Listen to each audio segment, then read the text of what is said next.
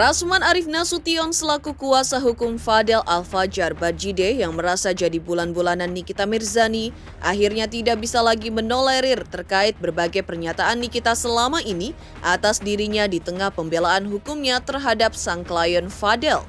Selain merasa heran dengan sikap Nikita yang terus memojokkan dirinya, Rasman dan juga kliennya Fadel sama-sama telah melayangkan laporan polisi atas Nikita Mirzani ke Polres Metro Jakarta Selatan baru-baru ini. Rasman mengklaim bahwa laporan polisi tersebut akan diproses, apalagi dirinya baru saja mendapatkan surat pernyataan dari seseorang yang berada di Inggris, juga mendapat pernyataan dari seseorang yang berada di Belanda yang dinilainya akan memperkuat alibi Fadel untuk terbebas dari tudingan Nikita melalui laporan polisinya dengan korban Laura Meizani Mawardi alias Loli. Lantas, seperti apa pula hasil gelar perkara atas Loli yang digelar pihak penyidik Polres Metro Jakarta Selatan hari ini? Seperti apa pula Nikita Mirzani menanggapi pernyataan Rasman terkait langkahnya dalam membela Loli? Seperti apa pula respon menohok Nikita Mirzani atas beredarnya hinaan dan ancaman yang diduga ditujukan untuk dirinya melalui akun sosial media yang menggunakan nama Ibunda Fadel? Pemirsa, bersama Intens Investigasi, kami hadirkan kabar terkini, terpercaya dan teraktual. Tetapi sebelumnya jangan lupa untuk like, subscribe, dan juga share channel YouTube ini.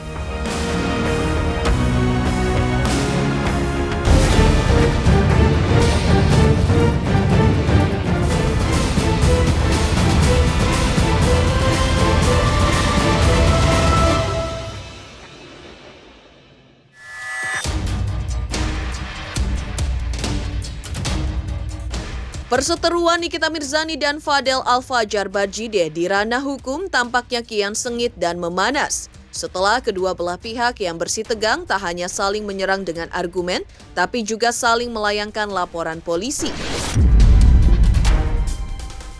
Di pihak Rasman selaku kuasa hukum Fadel hingga kini mengaku merasa heran dan bertanya-tanya atas sikap Nikita Mirzani yang ia nilai justru lebih banyak membahas soal Rasman ketimbang mencari bukti atas kasus hukum yang Nikita laporkan ke Polres Metro Jakarta Selatan. Bahkan Rasman merasa terganggu atas sikap Nikita tersebut dan ditegaskan Rasman dirinya tidak akan memberikan toleransi lagi kepada Nikita lantaran telah menempuh langkah hukum, melayangkan laporan polisi atas Nikita Mirzani. Orang kalian ngomong ke NN, kenapa ini kasus LN? Kok yang dibahas Rasman? Kenapa tidak berpikir tentang strategi apa yang harus dia lakukan? Kenapa dia tidak memperkuat barang bukti? Makanya saya heran gitu loh. Anda masuk saja ke kasus, jangan bahas-bahas Rasman. Nah ini kan yang berperkara Fadel sama LM dan NM. Kenapa Rasman? Saya khawatir ya NM ini lama-lama dia mikirin Rasman, sakit dia. Ya? Sakit dia nanti, kasihan. Saya nggak pernah mikirin dia. Saya pergi keluar, saya jalan, saya urusan banyak urusan saya. Gitu, saya tidak bisa toleran. Kalau dia mengganggu saya. Orang ini terikut irama ini. Aduh, ternyata NM cuma segitunya doang. Tua-tuanya kencang banget. Giliran ke Rasman, kemana-mana udah. Gitu, ya. Jadi kami sangat siap untuk memberikan keterangan kalau ada panggilan lagi dan kita sudah kumpulkan bukti dan saksi kami itu saya pastikan ada pertambahan.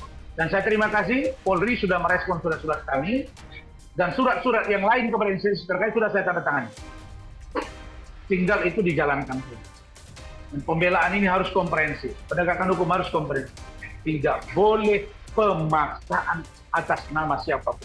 Saya percaya Pak Jokowi, Pak Ma'ruf Amin, dan kabinetnya, Polri, Jaksa Agung, dan lain-lain. Begitu juga dengan Pak Prabowo Gibran. Pak yakin juga akan mendukung. Kenapa? Karena saya ingin buktikan bahwa hukum di Indonesia benar-benar adil untuk pencari keadilan itu sendiri.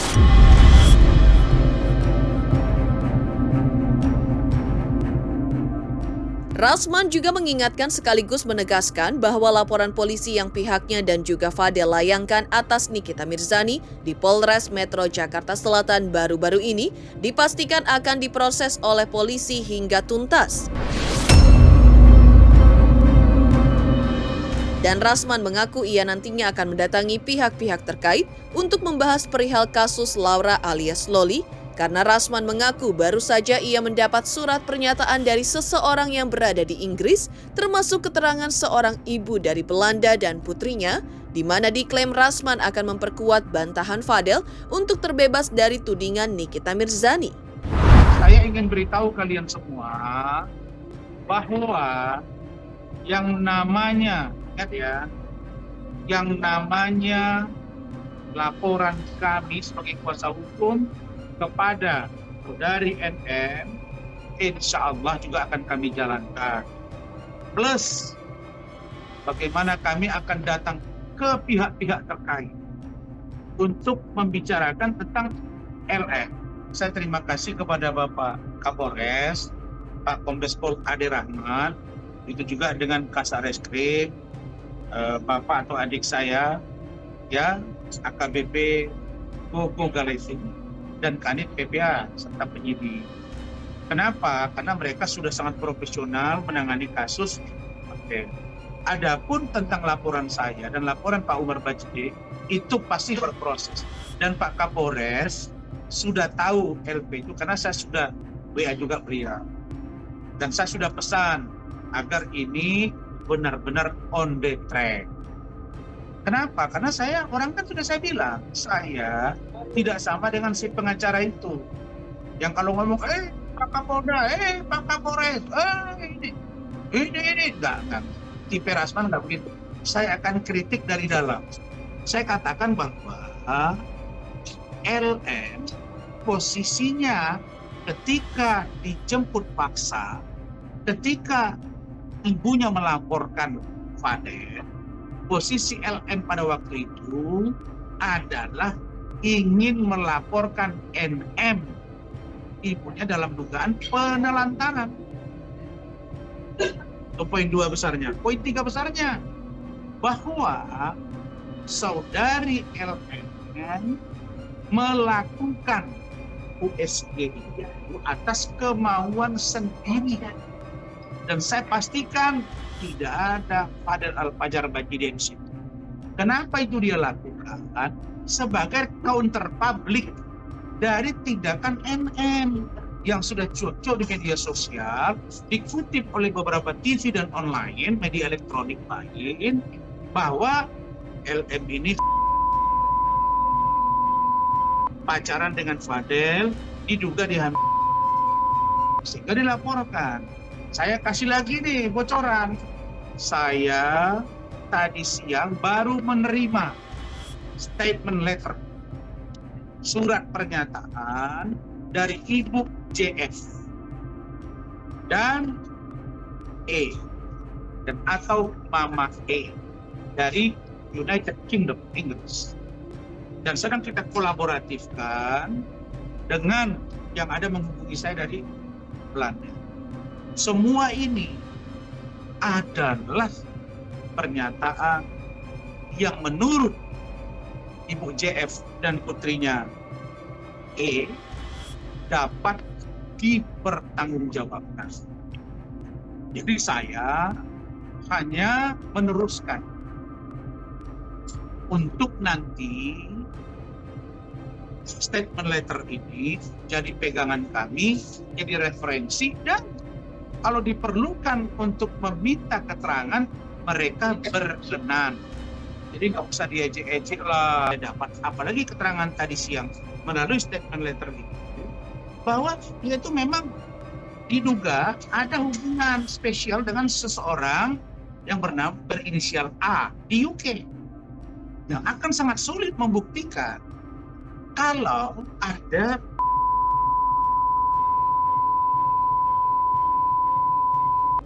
dan ini saya katakan tidak semudah yang dibayangkan untuk mengusut ini, karena ini akan mengungkap semuanya.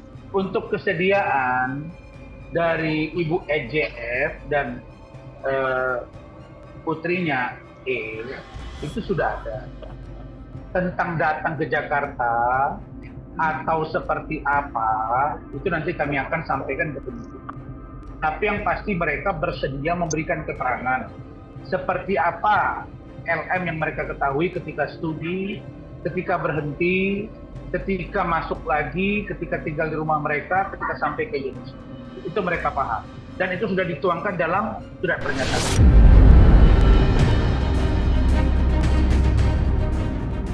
Rasman juga memberikan tanggapan akan sikap Nikita Mirzani yang belakangan ini justru meminta perlindungan hukum kepada pihak Lembaga Perlindungan Saksi dan Korban alias LPSK yang kabarnya lantaran merasa sang putri Loli kini berada dalam ancaman. Menurut Rasman, langkah Nikita tersebut dinilainya janggal dan menjadi suatu tanda tanya besar dari pihaknya. Sebab selama ini Nikita mengumbar bahwa Loli sudah berada di rumah aman tanpa ada siapapun yang tahu kecuali dirinya atau orang yang memiliki kepentingan dalam perkara ini. Terkait sikap Nikita yang telah menyambangi LPSK mendorong Rasman semakin memantapkan tekadnya untuk mendatangi badan-badan terkait guna membahas terkait kasus Loli. Apakah ia saat ini benar-benar berada di rumah aman atau tidak? Dan bagaimana pula kondisi Loli saat ini setelah tidak bersama Fadel lagi? Nikita Mirzani ke LPSK, menurut saya itu adalah cerminan dari kegelisahan saudari NM dan pengacaranya, karena saya sudah beritahu minggu lalu bahwa sepulang saya dari luar negeri dan saya kembali ke Jakarta, kami akan mendatangi beberapa lembaga terkait, bahkan para penegak hukum, terkait dengan memastikan apakah tempat atau safe house dari LM benar-benar aman, benar-benar nyaman, benar-benar independen, benar-benar tanpa intimidasi. Tapi ternyata hari ini saya menyaksikan bahwa dari NM dan pengacaranya mendatangi LPSK. Saya kaget juga dan heran. Untuk apa sampai datang ke LPSK? Kan katanya sudah disimpan di safe house. Namanya pun safe house, rumah aman. Berarti tidak boleh orang lain datang, kecuali orang-orang yang berkepentingan terhadap kasus ini. Dan sekarang, kekhawatiran itu saya lihat mulai membesar, sehingga mereka datang ke LPSK. Menurut saya, LPSK diminta atau tidak diminta, melihat ini kasus mendapat perhatian publik, mereka dapat memberikan perlindungan. Pertanyaannya sekarang, apakah LM itu korban?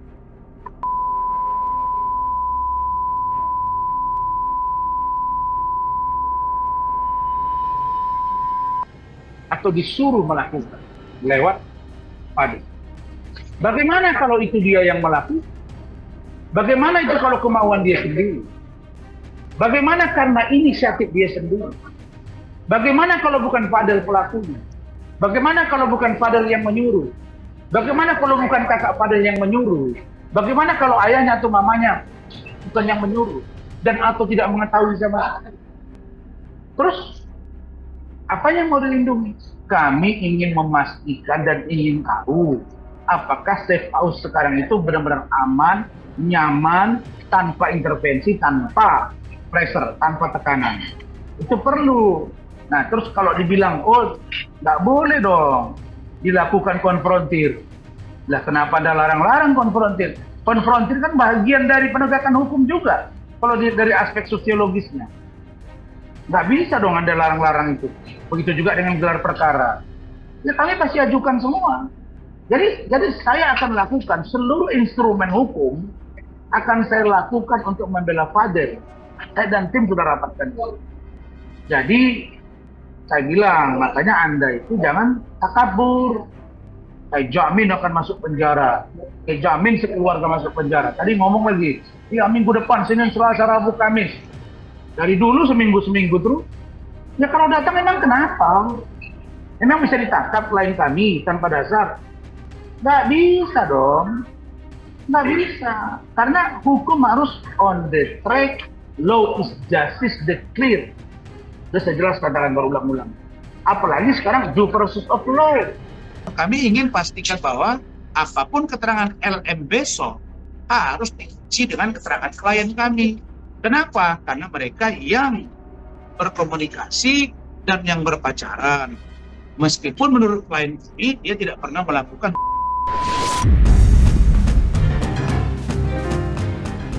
Sementara itu, pihak Humas Polres Metro Jakarta Selatan siang tadi memberikan keterangan terkait dilakukannya gelar perkara atas kasus yang dilaporkan Nikita Mirzani terhadap Fadel Al-Fajar Badjideh dengan korbannya adalah putri Nikita, yaitu Laura Meizani Mawardi alias Loli.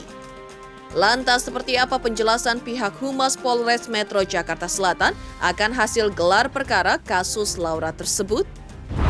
Penyidik menunggu hasil visum sebetulnya hari ini, menunggu hasil visum itu. Kemarin juga dari penyidik dengan diminta dari rumah sakit RSCM untuk memeriksakan LM. Ya, jadi LM itu diperiksa di psikiater itu, jadi fisik dan mental yang dijadikan satu, nanti baru setelah visum kemudian hasil dari psikiater baru bisa diserahkan ke penyidik oleh pihak rumah sakit. Itu memang kita menunggu hasil visum. Ya, alat bukti itu dua unsur terpenuhi bisa menjadi naik penyidikan. Tapi yang visum yang kita tunggu belum keluar dari rumah sakit. Ya. Keterangan saksi, kemudian keterangan ahli itu wajib kita dapat.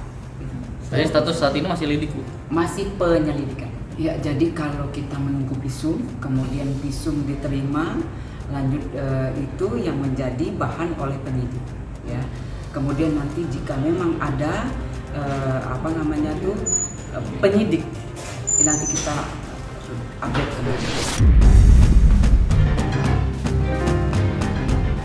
Pemirsa Intens Investigasi, jangan lupa saksikan terus Intens Investigasi setiap hari Senin sampai dengan Jumat, tayang 5 kali sehari dan Sabtu tayang 3 kali sehari, yaitu pada pukul 11 siang, 12 siang, 3 sore, 5 sore, dan 6 sore, tentunya hanya di YouTube channel. Dan pastikan jangan lupa untuk like, subscribe, share, dan juga komen channel Intens Investigasi. Selamat untuk Intens Investigasi. 3 juta subscriber, luar biasa sekali 3 juta.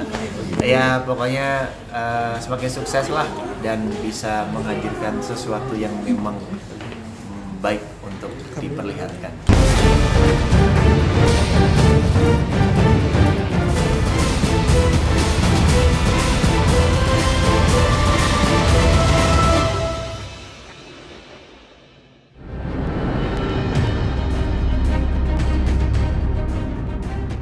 Prahara hukum antara Nikita Mirzani versus Fadel Al-Fajar Badjideh di Polres Metro Jakarta Selatan kian panas.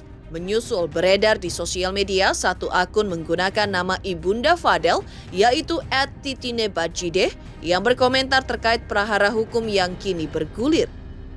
Munculnya postingan dan komentar dengan kata-kata kasar dan bernada ancaman tersebut diduga sebagai reaksi atas pernyataan Nikita Mirzani sebelumnya bahwa dirinya berjanji akan merobohkan rumah Fadel. Nak, tolong sampaikan ke ibunya Laura ya, jangan main-main sama keluarga Badjideh. Berani dirobohkan rumah saya, habis keluarganya di tangan keluarga Badjideh. Dan kita sudah tahu tempat Laura berada safe house berkat Mbak Fitri Sihaleru. Dalam waktu ini kita akan ambil paksa Laura. Dia dan keluarga akan kita BNH seperti di NTT. Mbak Fitri dan keluarga saya punya rencana untuk menghancurkan dia karena dia sudah membuat malu keluarga saya. Kamu jangan fitnah saya ya, itu bukan hutang saya. Tapi Laura anaknya Ani-Ani ya, kamu tagih ke Ani-Ani sana. Ingat, habis sidang keluarga Bajideh akan berkumpul dan merencanakan sesuatu buat keluarga Ani-Ani, dan si Ani-Ani dan Laura siap kita ambil. Laura tidak akan membela si Ani-Ani karena si Ani-Anilah menyiksa Laura. Hari Jumat ada sidang kericuhan, Laura akan membela keluarga Fadel. Komentar akun @titine_bajideh yang diduga akun ibunda Fadel Bajideh. Pokoknya kalau masa ini udah selesai kan sesuai janji kan, gue janji gue mau robohin rumahnya. Tunggu, tapi gue masih ngerekap uangnya berapa total yang masuk.